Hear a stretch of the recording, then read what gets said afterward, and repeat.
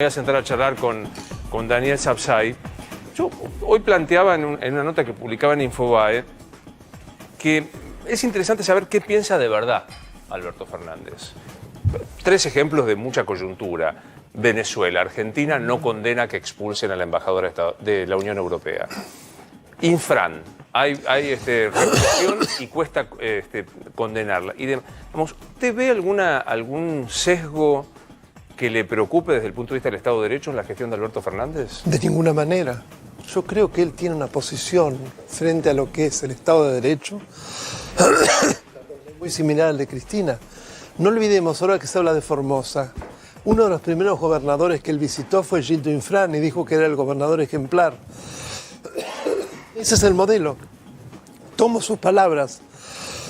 ¿Quiere tomarse? No sé ¿Qué pasó con Infran, Rosario, Nacho, el día de hoy? Vino, bueno, él era la mancha venenosa. Sí. O sea, era la historia que no me reúno, no hago una bilateral, no hago esto. Tan venenoso no fue, Luis, porque vino a Casa Rosada, no le dieron una reunión, pero sí palmadita en el hombro de Alberto Fernández, charla en medio del acto y un abrazo de Santiago Cafiero y luego conversación bastante amena. Circuló ahí la versión de que lo habían silbado en Casa Rosada. No, Luis, no lo silbó nadie, se lo respaldó. De hecho, justamente lo que piensa el gobierno es que hay una campaña mediática contra Gildo Infran. La culpa es nuestra. Más allá de admitir que hubo un exceso y hubo represión de la fuerza, en este caso la policía formoseña. Pero no le echan la culpa puntualmente a Gildo Infran, sí a las fuerzas de seguridad. Hay 5 motivos que me gustaría que, así lo comparto con Daniel Sapsay, 5 motivos por los cuales Alberto banca al gobernador de Formosa, que quiero recordar, hace 34 años que está en el poder. Hoy me tocó con la ministra Gómez Alcorta, junto con Rosario, en la radio, explicar instrucción cívica, ni siquiera derecho constitucional, instrucción cívica 1 de cuando íbamos a la escuela, que la periodicidad y la alternancia en los cargos es una de las bases de la República. 34 años está en el poder Gildo Infran. ¿Por qué lo banca, Nacho? Bueno, en principio, por lo que decíamos, culpan a la policía de la provincia de Formosa. No tiene que ver esto con una decisión de Gildo Infran de reprimir. Esto es lo que cree el gobierno. Por otro lado, Luis, ponderan la lealtad de Gildo Infran. Dicen, durante los 4 años de macrismo, Infran no se quitó el mote de kirchnerista, no sacó los pies del plato más allá de negociar obras para su provincia, nunca se fue, no especuló con el PJ, como sí le critican a otros. Después, obviamente, apuntan al rol de los medios. Lo escuchamos a Pietragala, lo vimos a Sabina Frederick. Apuntan justamente contra esto. Creen que hay una campaña mediática en la provincia de Formosa, así como ocurrió en su momento, dicen, en Tucumán, por ejemplo, en 2015, en aquella elección polémica. ¿Te acordás que claro. Bueno, también creen que Gildo Infran está siendo víctima de una campaña mediática. El faltazo de Larreta, Luis, eso no pasó inadvertido en Casa Rosada porque dicen, hasta Larreta se subió a esta situación. Sí, un poquito sobreactuada, quiero decir, la de Larreta. Rodríguez Larreta. Bueno, Larreta tiene que pensar. Un poquito sobreactuada, digamos, contémosle a la gente que no sabe de qué se trata. Estaba invitado como uno de los jefes de los estados argentinos, Horacio Rodríguez Larreta, y no fue para no cruzarse con Infran. Claro, Larreta también está tensionando internamente con Juntos por el Cambio, los halcones que le reclaman ser más vehemente. Patricia Bullrich viajó allá y justamente dicen, hasta Larreta se subió a esto y obviamente Juntos por el Cambio quiere extender esta formosización de lo que está ocurriendo. Quieren traer Formosa acá a la capital y hacernos creer de que el kirchnerismo es Formosa y es ese foco de represión. Incluso dicen, cuando reprimió Larreta la semana pasada nadie dijo nada. Esto lo dicen todo en Casa Rosada, Luis. Sí. Y por último, y no por eso menos fundamental, por votos, Luis. El quinto motivo es junta los votos.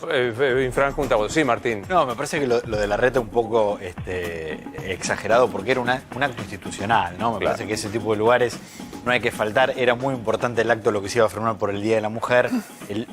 En tal caso podría haber hecho alguna declaración o aclaración sobre la presencia de lo que institucionalmente correspondía. Vuelvo con lo que usted planteaba, Daniel. ¿A Alberto es Cristina? Yo pienso que sí, porque además no olvidemos que la modalidad a través de la cual se integró la fórmula presidencial para el 2019 es inédita en la historia electoral del mundo. una candidata a vicepresidente autoproclamada que invita a quien lo va a acompañar como candidato a presidente. Es algo casi grotesco. Y lo hace a través de un Twitter. Ni siquiera estuvo acompañado de la más mínima institucionalidad. Claramente ella demostró que fue por su voluntad exclusivamente, no hubo ningún cuerpo partidario, una reunión con otro dirigente, nada. Simplemente la decisión de ella, porque leyó muy bien que lo podía presentar como moderado, vio que no le daban los votos, venía de perder varias elecciones y el cálculo fue muy bien hecho. Frente a esto, digo, usted hablaba del vicepresidencialismo. Sí, nunca hace visto. tiempo que lo... Algunos hablan de Lucas Romero del senadurismo, esta cosa que desde allí... ¿Teme que esto pueda arrastrarse hasta llegar a límites como formen un partido? ¿No les gusta formar un partido y ganen las elecciones? En relación a la otra parte, digamos, de la alianza de gobierno, Sí. yo no creo que lo hagan porque saben que la única forma de ganar es con todo el peronismo unido. Eso está clarísimo. Pero más bien podría partir de la otra parte. Se está hablando de un peronismo republicano, que sería una nueva pata de Todos por el Cambio. No lo sé. La verdad que no soy analista político. Estoy saliendo de lo mío. Pero me parece que ellos van a hacer todo lo posible para seguir unidos, que no se les salgan votos. Claro. Bueno, porque acá aparece... La salida de Lozardo, ¿usted cómo la vería si se produjese, Daniel? Bueno, no hay duda que es una enorme... una desautorización más al supuesto presidente. Porque además él ha dicho, y lo hemos oído, Marcela Lozardo soy yo, así que a ella no la toca nadie, yo me acuerdo. Entonces, que finalmente haya que tocarla... quiere decir que es una marioneta. En un presidencialismo donde el presidente es el único ocupante del poder ejecutivo. Sí, en nuestro país, recordemos, es un régimen unipersonal. En todos los presidencialismos es unipersonal. Si no, ya es un sistema mixto o pasamos al parlamentarismo. Que el presidente de este modo sea permanentemente desautorizado, pero lo hemos visto desde el principio. Cuando él concurre al Senado, al lado de la senadora que presenta el proyecto Vicentín, y la senadora dice... el presidente ha aceptado, como si fuera que el presidente es el que se cuadra en el Senado frente a un proyecto absolutamente prohijado por la presidenta, me sale, la supuesta vicepresidenta. Son todos supuestos. Entonces, evidentemente es una persona que no tiene ninguna autoridad y que ha perdido el valor de la palabra. En la tarde de hoy, Rosario, siguen ya no solo rumores, sino afirmaciones que hace el presidente de la Nación por el tema Ministerio de Justicia, ¿no? Sí, habló el presidente de la Nación en el canal C5N, contó que ella hace un tiempo le había planteado dejar el ministerio, que para alguien de la política es muy desgastante lo que se viene sobre todo. Dijo Alberto Fernández que él quiere que ella siga trabajando con ella, que no quiere que se vaya, pero tienen que ver la manera de resolverlo. Dijo que se han escuchado nombres como el de Martín Soria, el de Ramiro Gutiérrez. Los conozco mucho, vamos a ver qué decisión tomamos.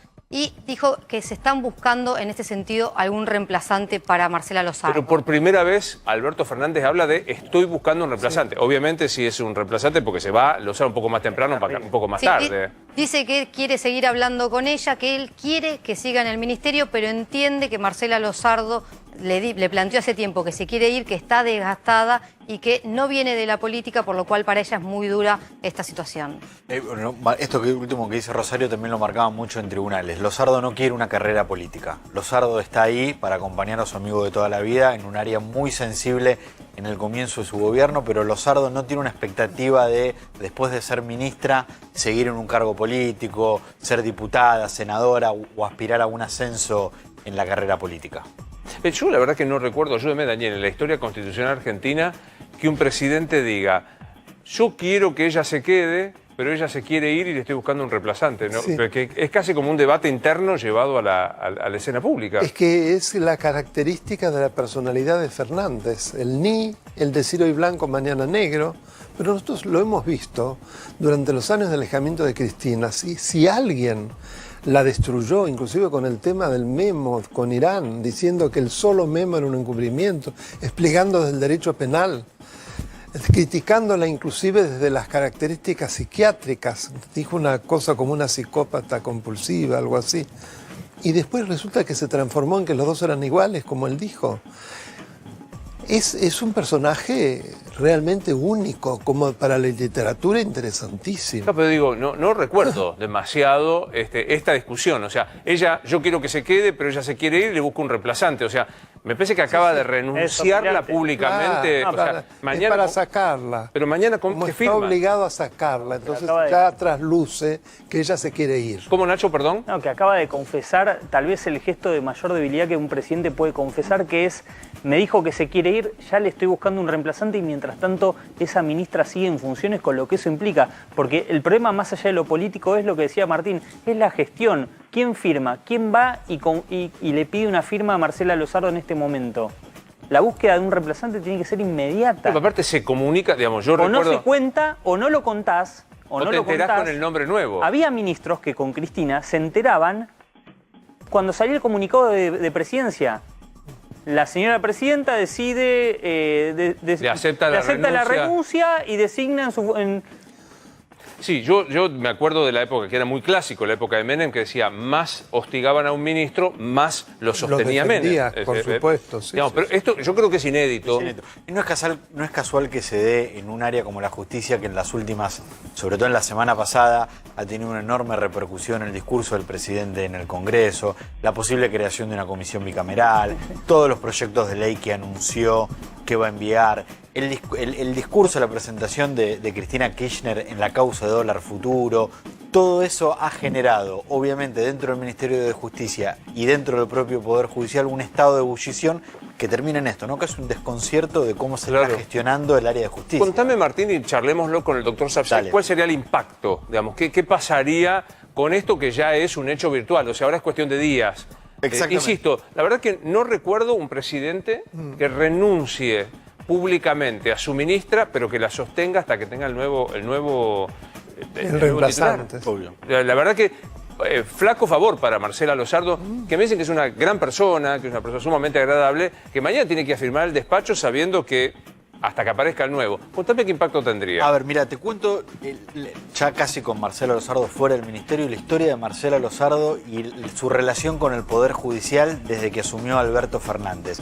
Marcela Lozardo generó mucha expectativa y muy positiva dentro del mundo de los jueces y de los fiscales, porque lo que decían es: conocemos a Marcela, la tratan por su nombre de pila, trabajó en el Ministerio de Justicia, trabajó en el Consejo de la Magistratura, es una persona razonable, de mucho diálogo, había muchísima expectativa, pero rápidamente se pasó al desencanto porque de entrada, en los primeros días de la gestión de Alberto Fernández, ya hubo cortocircuitos. El primero fue la reforma al sistema de jubilaciones de los jueces. Sí. Ya ahí los jueces llamaban a Lozardo y ella no sabía qué decirles respecto de la letra fina del proyecto.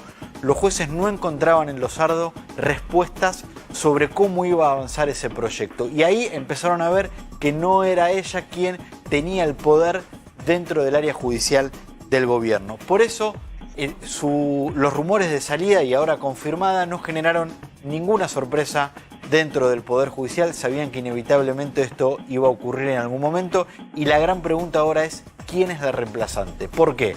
¿Es una persona que va en la misma línea que Lozardo? ¿Es una persona más cercana al kirchnerismo? ¿Es una persona que viene a defender los proyectos de Alberto Fernández y de Cristina Kirchner en el Congreso de la Nación? Ahí es donde se está centrando la gran expectativa que hay en tribunales para saber, con nombre y apellido, en rigor, cuál es el proyecto político del próximo. ¿Te atreves a pensar quién puede ser el reemplazante? No, porque dentro del Poder Judicial nadie lo tiene. Sí, hoy todos repetían el nombre que apareció en los medios, Soria. que es el de Martín Soria. ¿Rosario crees que va a ir por ahí? Martín Soria, que sí, que estuvo muy callado durante el fin de semana, que no contestó y que hubo algunas reuniones con él en las semanas previas. Nacho, Puede haber un tapado, Luis. que aparezca un alguien distinto con todo esto. Yo Digamos, creo esto es Yo creo que Soria no es el candidato de Cristina.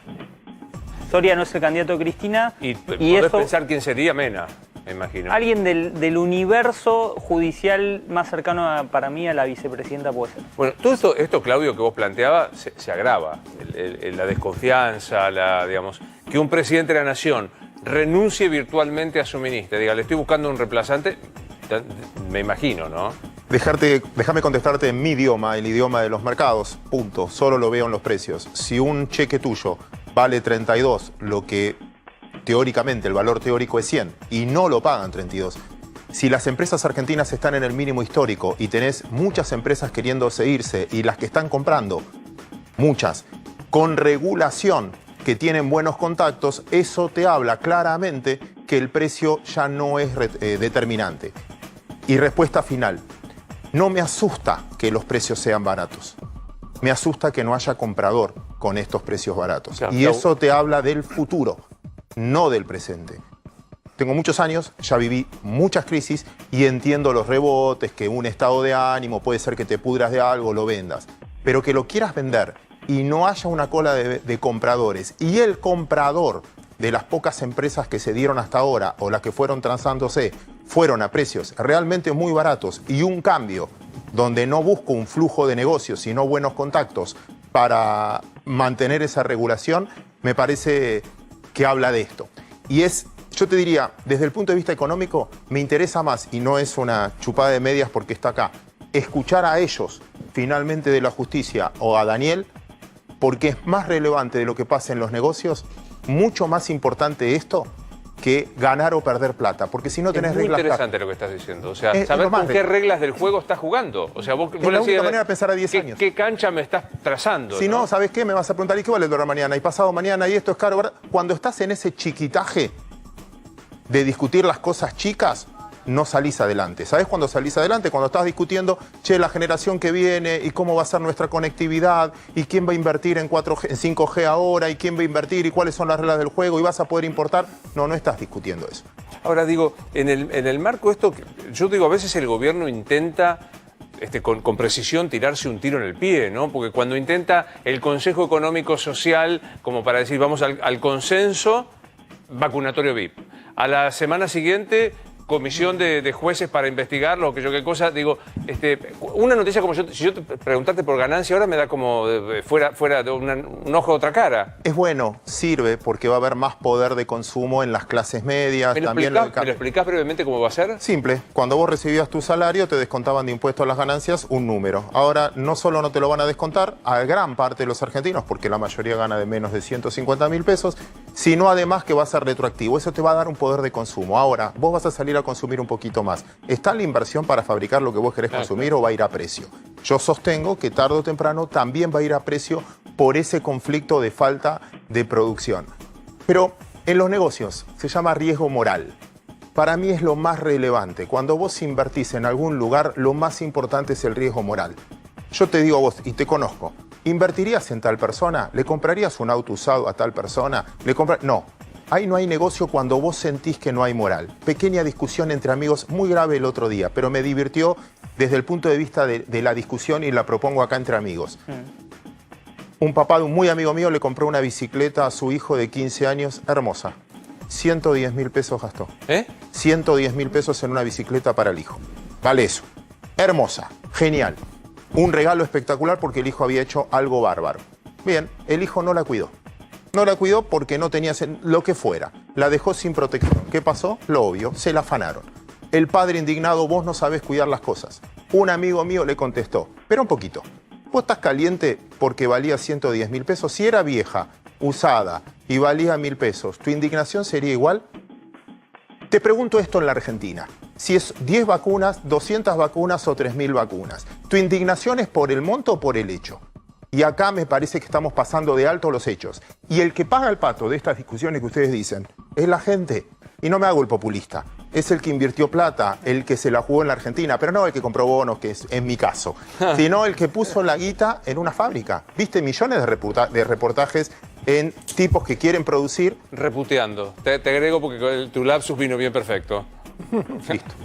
No, claro, no, pero Claudio, primero, antes que me olvide, pues si no lo dejamos incompleto. De los 150.000 pesos estamos hablando de relación dependencia, autónomos, bien, gracias. Esto es también, bueno, ahora va a haber un proceso desde el que va pasando, pero ¿qué estás hablando? Argentina tiene 28 millones de personas con capacidad de trabajar legalmente, entre 18 y 65 años, después jubilación. 28 millones de personas. 13 millones de esas 28 están en blanco. 15 millones no representa a nadie. O sea, la mitad de la sociedad esto lo mira por tele. Ah, qué interesante, ¿eh? Pero está fuera. De los 13 millones que están en blanco, 4.200.000 son empleados públicos, nacionales, provinciales y municipales. Por eso Formosa pega distinto si vos tenés que hacer una cuarentena, si sos un empleado que puede ir y el que tiene un comercio y un restaurante y depende de que esa gente... Imagínate un colegio cerrado y el que tiene una fotocopiadora al lado. El que quiere que vuelva a las clases primero es el de la fotocopiadora. Entonces vos no podés generalizar. Entonces cuando vos ves esto aquí en Abarca, suena muy lindo, pero finalmente la mayoría de la gente trabaja fuera del sistema. Hoy la economía argentina es más informal que formal.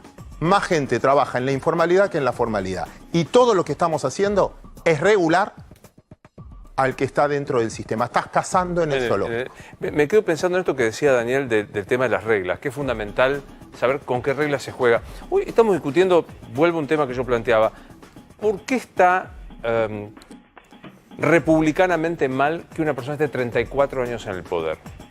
Porque en el presidencialismo, cuando el titular del Ejecutivo puede ser reelecto de manera ilimitada, se produce de hecho una verdadera dictadura y lo asociamos con ciertos nombres: Stroessner, Somoza, Duvalier, Castro, y podríamos seguir. Es inevitable, aunque la Constitución sea democrática, porque son tantos los resortes que un presidente maneja que cuando se eterniza se transforma en el dueño del país, en el patrón de estancia. Erróneamente se compara, siempre es un clásico, cuando usted dice Infran hace 34 años, dice Merkel estuvo 18. Es otro sistema. Es un sistema parlamentario. ¿Y qué diferencia hay? ¿Por qué la reelección? La primera diferencia es un ejecutivo colegiado, está integrado por varios.